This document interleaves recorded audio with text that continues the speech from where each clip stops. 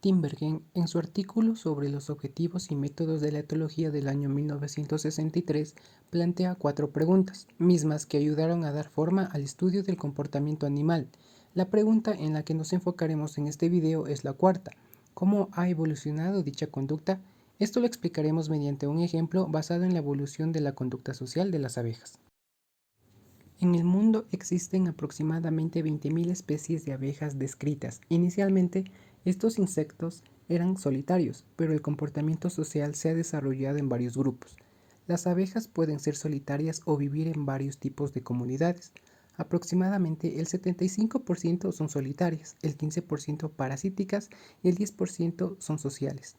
Son sociales aquellas que se organizan en torno a una colmena, en la que se dividen las tareas y ocupaciones para el funcionamiento correcto de toda su estructura, y que está regulada por la abeja reina. Cada abeja tiene asignado un trabajo. Las solitarias, en cambio, no se organizan en colmenas, y cada hembra es fértil. Después del apareamiento, la hembra construye su nido con diferentes celdas en diferentes lugares.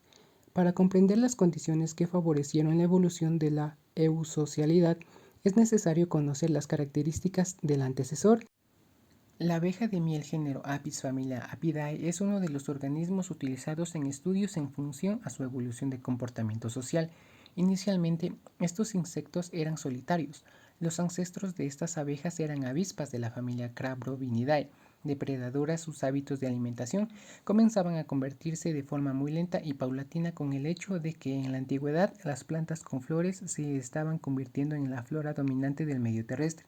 Algunas avispas abandonaron su comportamiento depredador y comenzaron a explorar nuevas fuentes de alimento, organización y reproducción.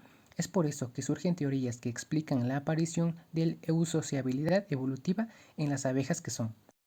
En el mutualismo se basa en los beneficios en términos de éxito reproductor que obtienen los individuos cuando viven en grupos frente a los que viven solos, aunque para ello favorezcan a otros miembros de la colonia y tengan que satisfacerse en nombre del resto.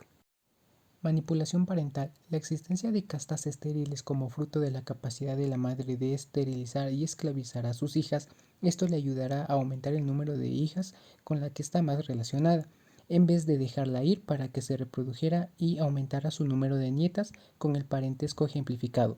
Cuando hay una amenaza en la colmena, las obreras son capaces de sacrificarse por la reina, dado que, además de ser ella la principal reproductora, comparten mucho material genético con ella. Salvando a la reina, las obreras consiguen que sus genes pasen a la siguiente generación y preserven la colmena.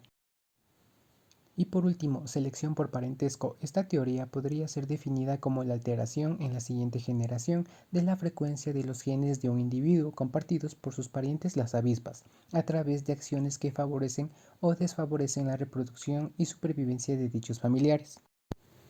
En el caso de las sociales tenemos como ejemplo las abejas sin aguijón. Las colonias son permanentes y constituyen una sociedad altamente organizada. Su tamaño puede variar mucho en las diferentes especies, desde menos de un centenar a millares. Cada colonia contiene una reina o varias reinas, obreras y machos. Generalmente los nidos son construidos dentro de cavidades existentes, generalmente en troncos de árboles, paredes y algunas otras especies debajo del suelo. Los panales de cría se ubican horizontalmente y las celdas de cría están separadas de los recipientes o potes donde se almacena la miel o el polen. En el caso de las solitarias tenemos como ejemplo los alíctidos o abejas metálicas.